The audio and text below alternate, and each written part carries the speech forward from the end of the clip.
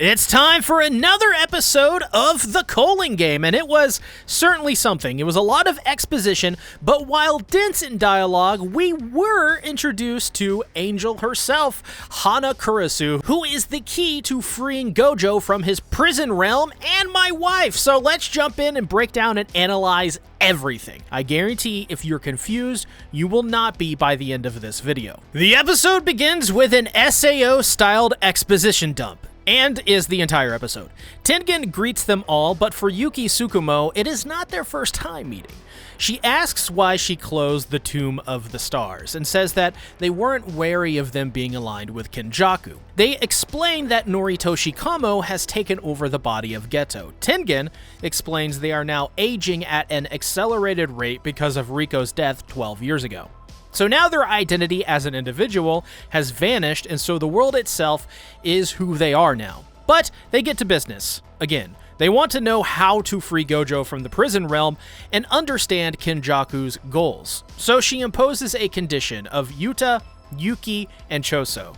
They will need 2 of those 3 to remain to guard them. Maki comments that Tengen may be afraid of being sealed, while Yuki is concerned with why they aren't being told how long they'll be guarding them. So seeing as they have no choice, they explain Kenjaku's goal of evolving mankind through Japan. Megumi asks why they didn't just use idol transfiguration during the Shibuya incident to achieve this. And to simply put, he lacked the cursed energy because that energy refined through Maelstrom can't return to the sorcerer. Plus, they would also run into the issue of it being too inefficient to transfigure every human individually. So the method they've chose is to assimilate all of mankind with Tengen. And up until now, this was only possible with the Star Plasma Vessel. But due to Tengen's evolution since then, it has now become possible to assimilate with pretty much anyone. Megumi asks how this is possible, to which they explain that this is not their real body. Their soul has evolved to be really everywhere, because Tengen has now become the world, and to fuse with them would turn and evolve them into a new being that's both there and not there. The only reason they are still able to retain shape and reason is because of evolving after barrier techniques. They continue to explain, if mankind were to evolve and even one of these people were to go out of control, the world would end, because there would be no boundaries between individual, and evil would spread instantaneously. In turn, what happened in Shibuya would then happen everywhere on a worldwide scale, and they don't know why he is doing it. So Maki asks what would happen if they were simply to reject it, but for Tengen it isn't that simple. They've evolved to be more in line with that of a cursed spirit than a human, which then leaves them wide open for things like cursed spirit manipulation. And considering Kenjaku's strength, they would be absorbed the moment they made contact. And so this is why Tengen's body is rejecting everything in the Tombs of the Star, and hence why they need to be guarded. Kenjaku is second only to them in skill with barrier techniques. It is only a matter of time that he breaks the seal on the Tombs of the Star. So Yuki asks why now when they had all of the time to deal with Kenjaku. The answer is simple. Tengen, Six Eyes, and the Star Plasma Vessel are all connected to each other by fate. Now, this gets even more interesting, as twice before, Kenjaku was stopped by the sorcerer with Six Eyes. The second time, he was thorough, and he killed both the Star Plasma Vessel and the bearer of Six Eyes within a month of their birth. Despite these precautions, they would both still appear by the day of their assimilation, so he switched his strategy to healing the Six Eyes instead of killing it. In turn, he would begin searching for the prison realm. The reason is very simple. There can only be one Six Eyes. But even then, unpredictability occurred. Toji Zenin would interfere with his heavenly pact, and gifted for being completely free of cursed energy. Toji's heavenly pact did something unique. It placed him outside of the circle of fate.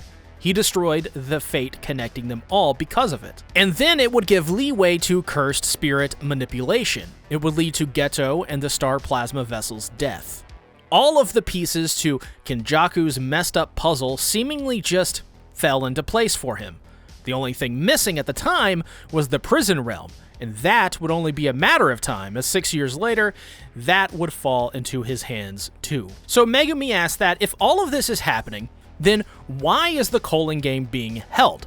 To simply put, it is a warm-up before the assimilation, because they need to be sure nothing goes sideways, resulting in an incomplete assimilation. The Culling game uses the cursed energy of the players, with boundaries formed between the colonies. This is a ritual, in other words, to send the people of Japan to the other side and establish the assimilation. But to do so, Kenjaku would have had to be forced to accept multiple pacts in the process. These would essentially take form in the rules for the Culling game. Rule number 7. The Game Master must approve any additional rules requested under Rule 6 above, except when the rules would significantly hinder the continuation of the Culling game. In other words, Kenjaku cannot be the Game Master of the Culling game. In turn, this is still a disadvantage for them because if they are able to kill Kenjaku, then the game would still continue. In fact, it would continue unless all participants refuse to participate and die, or one player kills all of the others and wins. In other words, it is insurance to prevent the ritual from being stopped. Number 6. By spending 100 points, not counting the initial point value assigned to them, players may negotiate with the Game Master to add an additional rule to the Culling game. This means they can make rules to make sure participants like Sumiki wouldn't be involved. So their objectives are to create a rule to escape the Culling game and to, of course, free Satoru Gojo. Yuki and Choso agree to stay and protect Tengen. Choso agrees because Yuji will absolutely need the help of Yuta or that woman, and if Kenjaku is coming, then that's a perfect reason to protect Tengen. After all, killing him will save his younger brothers. For Yuki, it is simply because she is not finished talking to Tengen. They then pull out the back of the prison realm, which will be key in freeing Gojo.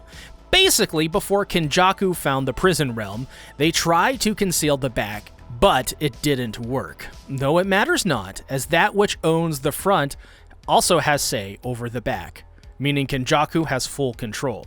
To break it open, they will need either the inverted spear of heaven that can force the cancellation of cursed techniques, or the black rope that can disrupt and cancel out the effects of a cursed technique. Tengen further espouses that 12 years ago, Gojo either sealed the Spear of Heaven abroad or destroyed it, and the black rope was completely expended against Gojo last year. Yuta says that he and Miguel searched Africa recently for more of that black rope, which was a waste of effort. However, there is still hope as there's a sorcerer in the Culling game that dates back 1,000 years ago who calls herself Angel. And sadly, we're not talking about the Angel Devil here, but if we were, you got my attention, as evident how I randomly am now talking about the Angel Devil. Essentially, her cursed technique can extinguish other cursed techniques. Her name is Hana Kurusu. Tengen tirelessly explains that Angel's cursed technique can just open the back door to the prison realm, and her current location is in the colony on the east side of Tokyo. And that is all Tengen knows due to the Culling game barriers rejecting them. We are then explained at even more that there are 10 barriers across Japan. They are linked barriers with the intentional design to ferry the people of Japan to the other side. Yuki asks if Hokkaido is excluded, and it is, as it has been established as a vast sacred ground, so Jujutsu High, you're cool, you're good. But otherwise, everyone in Japan has been cursed in preparation for the assimilation. Tengen says that it is hard to say, but the ritual will likely complete within 2 months' time. We skip to rule number 1. After awakening their cursed technique, players must go to a colony of their choice within 19 days and pledge their participation in the Culling game.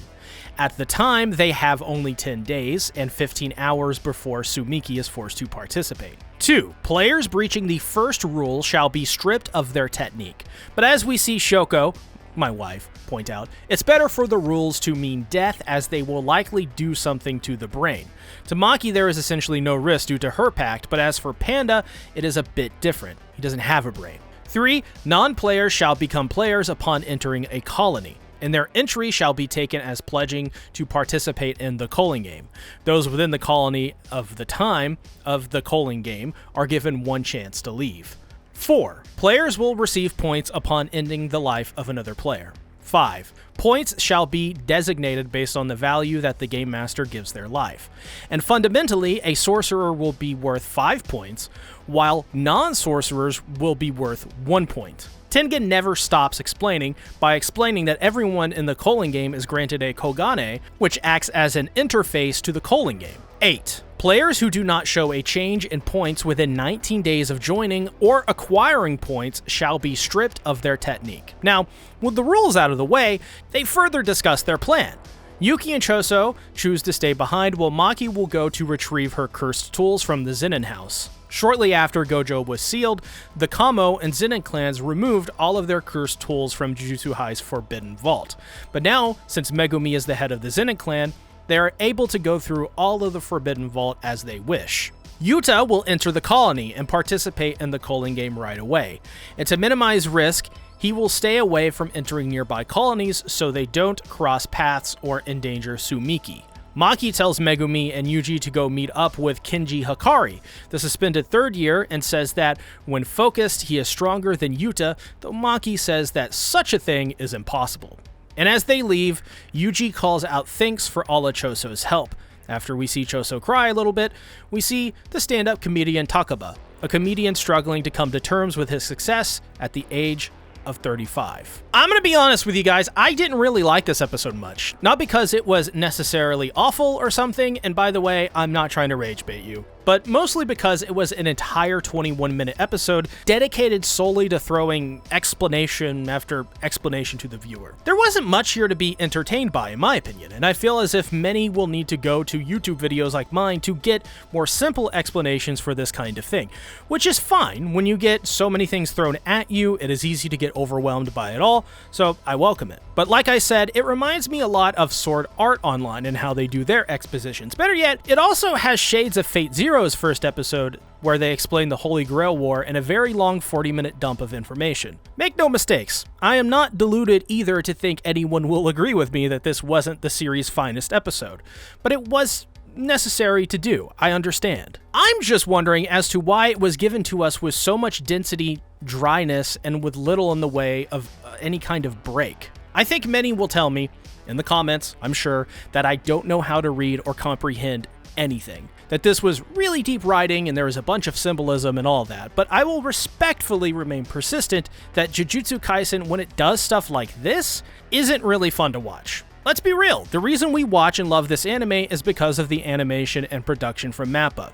I think while Episode 1 of the Culling game was easily the best in the series' history, Episode 2 and 3 largely exposed the primary weakness of this series, which is its writing. Issues like Nobara's death being completely disregarded.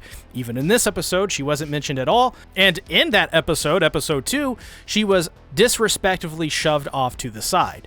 Then we have this episode, Episode 3, which is a lot of talking with things that aren't at all hard to grasp or follow or understand, don't get me wrong, but they're shot at you at such speed and volume, it's hard to get a full grasp on it with only one viewing. This is where I would like to be respectful and remind those who are angry at my comments. I am not your enemy.